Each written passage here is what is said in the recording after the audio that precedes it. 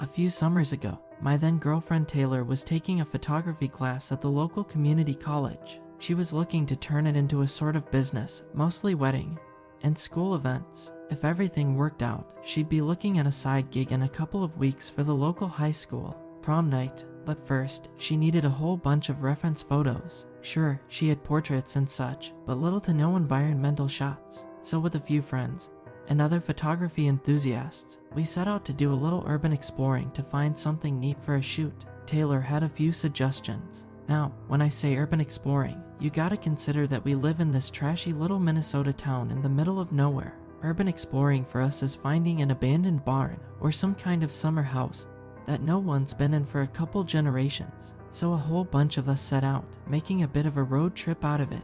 There was me, of course, and my significant other, Taylor. There was Avi, a guy from her photography class. Finally, there was Leslie. In the same way that Taylor was looking to make a side career out of her photography, Leslie was looking to make some extra cash on her modeling. We all squeezed into my Nissan and took the roads less traveled, looking for any and all interesting locations. We stopped at a few places along the road.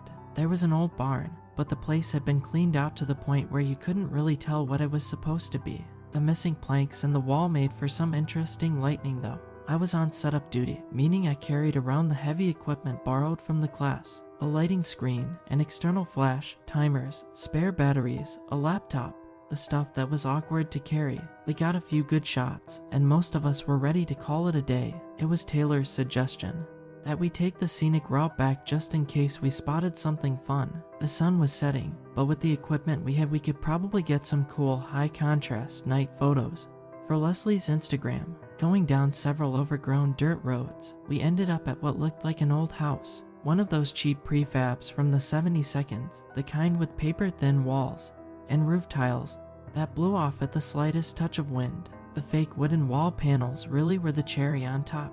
We got out, looking the place over. Taylor turned to us, talking like a game show host. "I'm betting there's at least one tacky thrift store painting in there." She laughed. $10. Any takers? "No," said Avi, shaking his head. "I like my money." Leslie was already looking for interesting props to be photographed with.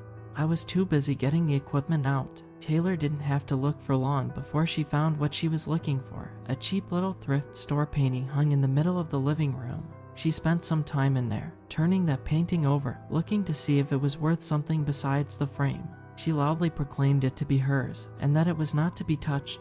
I took a walk down the side of the house, checking out the backyard. There was an overgrown flower bed, a destroyed tool shed, and plenty of rusted out tools and spare metal pipes. You could tell whoever had lived there had been looking to make something of the place, but the abandoned scaffolding told another story. There were the remnants of an old garden, along with a little chicken coop. Then there was a well, and that caught my attention. It wasn't just any well, it was much older than the rest of the property. The ground around it was littered in dead sunflowers and blue petals, seemingly untouched by nature. The layer of dirt was so old that I genuinely couldn't picture the original color of the stonework. The well itself was SB, old school kind of masonry, sturdy enough to last another century or so. There was also a little roof over it, and the piece de resistance, a bell. This thing was completely black. I thought it was from grime and dirt at first, but running my finger across it I realized it was clean as a whistle. The black was just that color. I'd never seen that kind of metal before. It was much lighter than the usual bronze. I called the others over. As soon as they saw it, I could see the smiles creeping across their faces. This thing was something special, something to be photographed. "Yeah, we're shooting it," said Taylor. "Les, I'm gonna need you on the side there. You good to sit? Gotta wash this stuff anyway," she sighed. "We're done after this though, right?" Yeah, nodded Taylor. "Babe, you got the reflector?" "Got it," I nodded. "You're going 2-point or 3-point?" "Let's start with 1-point," said Taylor, tuning the settings on her camera. "Let's make it intense, yeah." As she twisted and turned the various dials, Avi was setting up a setup of his own. His camera was much nicer, but he didn't have all the peripheral equipment. Then again, neither did we, really. It was all borrowed. Leslie sat on the edge of the well, looking down. She sighed, thinking out loud. "This thing is deep," she said. "Real deep." "It's a well," chuckled Avi. "It's supposed to be." "No, but I never mind." As Leslie turned her attention back to Avi and his camera, Taylor's curiosity got the better of her. She pulled the rope on the bell. I expected a faint, dirt-covered clang, but there was absolutely nothing. Not the slightest vibration. No one seemed to notice. It wasn't even dulled, it just had no sound at all. I poked my ear a little, just to make sure I wasn't missing something. Neither Taylor nor Leslie seemed too bothered by it. Avi, on the other hand, grimaced. "Would you cut that out?" he asked. "Damn, cut what out?" asked Taylor. "The bell. Give it a rest." Taylor looked at him with a genuine curiosity, then she turned to me. I just shrugged. She stopped playing with the bell as I finished my setup. We spent some time just trying out a couple settings, and having Leslie pose for a bit. Despite us having explicitly asked Leslie to come along for this ride, I could tell there was some tension between her and Taylor. I'd definitely be hearing about it later. That night, as the sun set, and we finished our shoot, Avi started packing things back into the car. I stayed behind to check out the photos, with Taylor giving some feedback on her ideas and helping her pick out some favorites. Leslie added some opinions to the mix as well, but she mostly just wanted to showcase the pictures who showed the most leg. She was really proud of those legs. While Taylor and Leslie got into an argument about focus length, I decided to move the laptop and some of the remaining equipment back to the car. I could hear them all the way from the backyard, using that we're fighting but not really fighting kind of voices. The ones where they're quick to tell each other how much they value their opinions, while simultaneously disregarding them. Avi was being curiously quiet though. Rounding the corner, it became apparent why. He was gone. The car just stood there, doors wide open. All the equipment was loaded in, but it was as if he'd left in a hurry. Looking around, where was no obvious trail left behind. The road out of there was straight and clear. If he'd gone down it, I would have seen him. It was strange, to say the least. Trying to rationalize it, I figured he might have gone to take a piss, but as the minutes started to rack up, it was getting clearer and clearer that he wasn't around anymore. He'd gone somewhere, suddenly, much like the original owner of the property. Then I realized something. He had the car keys. Coming back to the others, I couldn't help but to feel the tension brewing in the air. "We ready?" Leslie asked. "I think we're done here." "I can't find Avi," I said. "He's not by the car." "One sec." Taylor picked up her phone and gave Avi a call. It went straight to voicemail. She turned to me, shaking her head. "Let's give him a minute," she said. "Let's check out the house." We did as she asked, taking a stroll within the mildew-infested house. Moth-eaten drapes hanging on for dear life, barely covering the broken windows. Raw wooden floors that buckled a little more than I was comfortable with. A couch missing 3 legs, and all but one cushion right next to the broken frame of a love seat. A single thrift store painting clung to the wall, picturing what looked like a wooden bucket of discolored sunflowers. "So how long are we waiting before we just go?" asked Leslie. If he wanted a ride, he shouldn't have wandered off.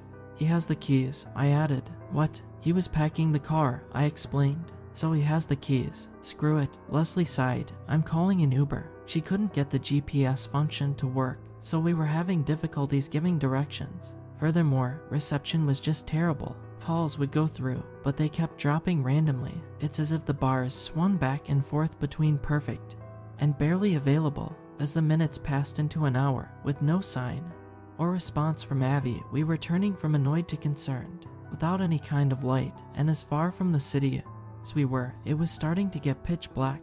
Even using our phones, we could barely illuminate a couple of feet ahead of us. The darkness was oppressive. We patrolled along the edge of the forest, calling out for Avi. It was close to midnight when we made our way back to the house. We were tired, worried, and more than a little exhausted. Leslie was freezing. She hadn't exactly dressed for a long outing. "I can't get a call through," said Taylor. "Should we just walk?" "I only got 15% battery," said Leslie. "I don't want to move in the dark, so none of you can get a hold of someone?" I asked. My texts just turned red. "Can't be sent." They both shook their heads. I'd seen them staring face down at their phones for the past 2 hours, and we were still nowhere closer to getting a call through. Also, no wonder we were running low on batteries. As Taylor gave Avi one last call, we waited patiently. Except this time, I heard something. It was faint, but definite. I held up my hand, signaling for the other two to stop and listen. It was coming from outside. By now, it was too dark to see. I could hear a phone ringing out there, but I couldn't see where it came from. Leslie anxiously paced back and forth, as if wondering why we weren't going out there to talk to him, but we could all tell there was just something off. Even in the dark, at this distance, I could tell something was out there. The sound from the phone seemed to move irregularly. It was slightly muffled, as if covered in something. Even Leslie seemed to notice it. Then, the sound sunk. It fell from a sudden height. We heard a splash from the well as the call disconnected. The three of us just stood there, dumbfounded. Taylor crept up close to me, whispering, "Did he just throw his goddamn phone into the well?" "Somebody did," I responded. It wasn't a conscious thought, but it was the first thing that came to mind. Abby wouldn't just throw stuff away for no reason. We had to get a closer look. I volunteered to go check, but Taylor wouldn't let me go alone. Using Taylor's phone as a flashlight, the two of us were to move forward in unison. We were gonna be really careful and slowly retreat back to the house at the first sign of trouble. Making our way out through the back door, we slowly stepped through the overgrown grass. There was a slight crunching noise, as if the grass was covered in frost. Peculiar, given the season. Taylor squeezed my arm, her head flicking about as she looked for threats. In the dark, we got to the edge of the well, where we stopped to listen. There was nothing out there. No birds, no insects, nothing. No ambient light from the city, no idle chatter, no background noise. As someone who was used to sleeping with a TV show running in the background, the emptiness was palpable. I leaned over the edge, shining a light into the well. There was some sort of jacket at the bottom, but it was difficult to tell the color. The water was covered, so it just looked like random fabric. Then there was a reflection, a very expensive camera lens. I stepped back, shaking my head. Taylor was playing with the bell again, pulling the rope for good measure as if to check that it still wasn't making any noise. She looked up at me expectantly. "I think his camera is down there," I whispered. "You're still not hearing this thing, are you?" I looked back at the bell, shaking my head. There were a few moments of quiet contemplation before she accepted this. "We going back," she whispered. "We going back." We hurried back to the house. It was so quiet outside that I started to fill the silence with imaginary noises. I could imagine little whispers and footsteps out in the dark, vague threats spun out of nothing. As we got back to the house, I could tell Leslie was upset. "Just go ahead and let everyone know we're here," she complained. "Keep ringing the damn dinner bell." This time, we didn't let it pass. It was too strange of a comment to just toss out of left field. "I didn't hear anything," I said. "Same," added Taylor. "Well, I did," said Leslie. "So make of that what you will." "No, I mean, what does that actually mean?" We all looked out the kitchen window. Even now, in the dark, we could see the bell swaying gently from side to side, still caught in the breeze. And still, it didn't make a sound. We discussed this in hushed voices. Taylor and I had both picked up on Abby hearing the bell shortly before disappearing, but Leslie wouldn't consider it. She tried to play it off as her simply not believing it, but I could tell she was scared. I think she was just trying to put on a brave face. The correlation between that sound and sudden disappearance was unnerving, to say the least. We must have talked for half an hour, going back and forth on our options. We thought about locking ourselves in the car and waiting for the sun to rise, but if there was really someone out there looking for us or stalking us, locking ourselves in plain sight wouldn't be the best option. So instead, we opted to stay inside, check our phones, and keep quiet. It was just past 1 a.m. We were sitting in what looked to be an old bedroom, but the bed frame had been stripped and leaned against the wall. There were gray spots on the floor where I guessed an old wardrobe or armoire had been standing for at least a couple of years. We settled for that room because the windows were still somewhat intact and the drapes covered them completely. Still, the place smelled like a tetanus infection waiting to happen. "I can't believe you dragged me out here," Leslie muttered. "Excuse me, dragged you out here? What do you mean?" Taylor added. "I mean as in without having someone in front of the camera. All you'll have are black and white photos of whatever." Leslie continued. "But now, you got art, something sexy, you know." "It doesn't have to be sexy," Taylor frowned back. "It's for my portfolio." "Oh, so it was just for you all along. Am I getting that right?" The sarcasm was dripping and I wasn't having it. I zoned out. I could hear something outside, but only barely. Leslie and Taylor were at each other's throats, making it close to impossible to hear anything over the vitriol. I tried shushing them, but Leslie refused to be shushed, and Taylor refused to lose the argument by forfeiting. I tried 2 more times, in vain, until a sound snapped us all out of it. A hand smacking against the window. We all stopped and looked up. I could see the silhouette of it, pressed against the window by the ambient light of the remaining phones. It didn't look right. The fingers were too long, too pointed. There was something off about the amount of fingers as well, but they were gone before I got the chance to count them. We all just sat there, counting our breaths. They were afraid to move, not wanting to provoke whatever was out there. Then we heard another thump, then another from another window, and from the other room, breaking glass, a rattling door handle. There were footsteps going back and forth outside our window, hands sliding against the cheap outdoor panels. I turned my head back and forth so fast my neck was having trouble keeping up. My pulse kept rising with every sound, my eyes desperately trying to find movement. In the dark as our phones died.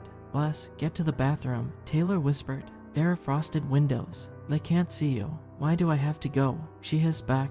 "They're looking for you." Taylor groaned. "Please, Les, it's the safest place. We're not safe together." I could see little movements, heads turning my way. Honestly, I was too scared to concentrate. I just nodded. "Let's do it," I said. "It's safer." Leslie agreed. She moved at a snail's pace, and the moment the bathroom door shut, Taylor pushed herself against it, leaving Leslie stranded on the other side. At first I didn't realize what was happening. Then I started hearing banging on the door. I tried saying something, but was immediately cut off.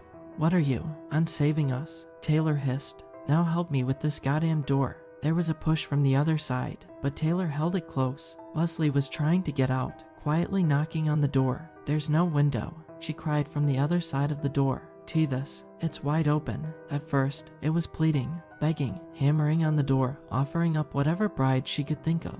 But as the panic rose, she started to turn to threats. Leslie told us in explicit detail what she would do to us as soon as the door came down. And outside, I could hear something moving. Those things were coming her way, shuffling footsteps, something scraping against the walls. The banging on the door grew more frantic. I joined Taylor in holding it shut, as Leslie launched into a desperate rant. Then, out of nowhere, it stopped. Her silenced voice left a vacuum in the air, as we heard something snap. Moments later, something was slowly dragged across the tiled bathroom floor. Taylor and I just sat there, leaning against the bathroom door and one another. I couldn't believe we'd just done that, but I tried telling myself we didn't have a choice. The shuffling noises grew more distant. As my breathing slowed, Taylor whispered to me. "I think I might have seen the spare keys," she said, "when I was checking the glove box earlier. We ought to check." "You sure?" I asked. "Not even a little. But every car has spares, and I don't think I've seen you use yours. Maybe you forgot them in there." "Maybe," I agreed, furrowing my brow. Can we wait a bit?" "Sure," she nodded. "Let's wait a bit." We decided to give it a shot. We split up. I went to check the car for spares, while Taylor went to check what happened to Leslie. Those few minutes of sneaking into the car must have been some of the most stressful in my life. While nothing happened, it was so oppressively dark that I could barely see my own hands in front of me. I must have fumbled around for 10 minutes or so, but I couldn't find anything. Frustrated, I moved back towards the house, my hands still trembling. As soon as I got back in, I could sense that something was wrong. Taylor was nowhere to be seen, and I couldn't hear her. The door to the backyard was wide open. As I stumbled around in the dark, I accidentally knocked over the thrift store painting by the entrance. The clatter of the wooden frame startled me enough to knock the air out of my lungs. But looking down at it, I noticed something. There was text on the back of the frame. "Ring the dinner bell 3 times. A great prize will be yours." I could barely make it out in the dark, but it was right there on the back. The same painting that Taylor had been checking out when she first entered the house. And as I read it, I heard something. This long, uncomfortable, droning sound. It was nothing like a bell ought to sound like. The vibrations were like something emerging from underwater, each pulse making my stomach churn, like milk turning sour. It was something vile, unusual. I could almost feel it running across my skin like stale water. Disgusted, I made my way to the backyard door. I already knew what I'd see. Taylor had rung the bell a 3rd time. She'd rung it for Abby, she'd rung it for Leslie, and now she'd rung it for me. I could see the shape of her out there, in the dark. But there were many others. They were coming from the forests, from down the road, around the bend of the house. These vague, elongated humanoid shapes, like starved, stretched out shadow men. It didn't take me long to realize I was surrounded. Now, my options were limited. Everything was telling me to run, but I had no idea where to. My mind was playing a loop of fight, flight, and freeze. I moved away of them, trying to get some distance. They were circling me. I kept turning, almost tripping over my own 2 feet. They were so quiet, ethereal. I ended up at the edge of the well, surrounded on all sides. Taylor had retreated into the dark crowd, who moved out of her way like a parting wave. I called out to her, but there was no response. Instead, this cloud of aggressors moved closer, and closer. So with only one way left to go, I jumped into the well. I plunged into the ice-cold water. It was deeper than anticipated, breaking my fall. I could feel various cloth and debris, but it was hard to tell what was what in the dark. It wasn't until I caught hold of a shoe that I started to realize what was down there, especially when I realized there was still a foot inside. While the bodies themselves hadn't been dumped down there, it was clear that these were remains. Clothes, mostly, and little bits and pieces that hadn't been consumed. Wesley's piercings and shoes, Avi's clothes and gear. It was all there. Looking up, I saw these vague forms looking down on me, but that's where it stopped. They didn't climb down or move to pursue. Instead, they turned their attention elsewhere. The thought hit me that if this was where they stored waste, perhaps they had stopped considering me food. Maybe they refused to pick something out of the trash, but that meant they would go looking for it elsewhere. The bell had already been rung. With that realization, there was a loud scream. It was immediately cut short. I could hear bones breaking and clothes being torn, a careful slurping sound, like meat being pulled into a vacuum, the ripping of skin from limb. In mere minutes, more things started dropping down the well. Pieces of Taylor's clothes, fragments of bone, and jewelry, and finally, the camera she'd borrowed. Then, there was just shuffling. They kept moving around up there, as if waiting for something, or someone, but nothing came. I waited down there until the morning sun broke through. I was hypothermic, but very much alive. The inner walls of the well were actually rough enough for me to get my feet in the cracks. Fishing out the car keys from what I presumed was Avi's discarded trousers, I made a painstaking climb upwards. I must have been near a slip at least a dozen times, but I somehow kept making gains. And with considerable, soul-drenching, exhausting effort, I rolled out of the well. I just lay there in the grass for a while, letting the shivers melt from my bones. As I did, I noticed something new. The birds were singing again. Chances are you never heard of any of this. It was mentioned at the third page of a stateside newspaper. They called it some sort of death pact, claimed there was all kinds of evidence for it too. I can tell you for certain, there wasn't. Looking into it, I did find that Taylor had done some research on the place prior to taking us there. Apparently, the bell was rumored to only be heard by the next victim, and if you were to manage a successful third feeding, you'd get a gift that could rival the Yearwalker, whatever that means. In hindsight, she was clever about it. Maybe she didn't know there was a loophole. Hell, neither did I, but I still feel like there's something from that day that is stuck within me. The memories, of course, that feeling of dread that I can wake up to at night. But there's also that bell, that chime. It is more than just a thing or a noise. It means something, and ever since I heard it, I know what being prey sounds like.